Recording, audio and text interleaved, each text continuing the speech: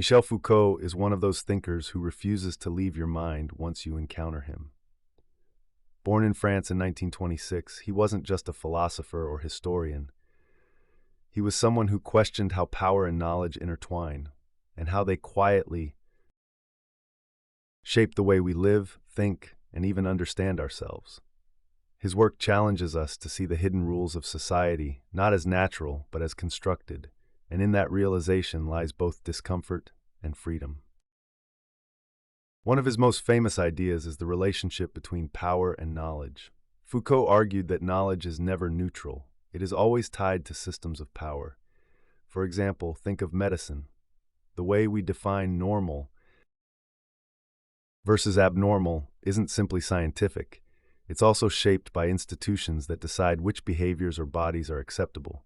Schools, courts, hospitals, they don't just reflect truth, they help produce it.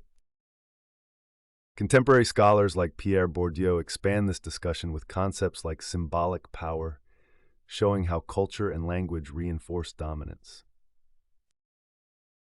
Another key theory is the panopticon. Inspired by Jeremy Bentham's prison design, Foucault used it as a metaphor for modern surveillance. In a panopticon, prisoners never know when they are being watched, so they begin to discipline themselves. Today, this is strikingly relevant. Social media platforms, CCTV, and even our smartphones operate like digital panopticons. We modify our behavior because we know or feel that someone could always be watching. Sociologists like David Lyon have built on this with surveillance studies, exploring how constant visibility shapes modern identities and freedoms. The third major idea is biopower, the way governments and institutions regulate populations by managing life itself. Instead of ruling through fear of death, modern states govern by promoting health, controlling reproduction, and managing risks. Vaccination campaigns, census data, public health policies, they are not just about care, but about control.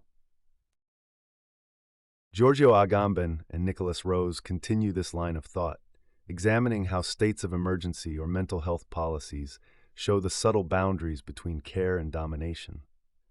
What ties these ideas together is Foucault's insistence that power is not only held by rulers or laws, but is embedded in everyday practices, language, and institutions. This makes his theories deeply unsettling and yet incredibly useful. They remind us that freedom is not just about resisting governments, but about questioning the truths we take for granted. If you enjoyed exploring Foucault's challenging yet fascinating ideas, subscribe to my channel. Together, we'll keep uncovering the hidden structures of society and how they shape our lives, often in ways we don't even realize.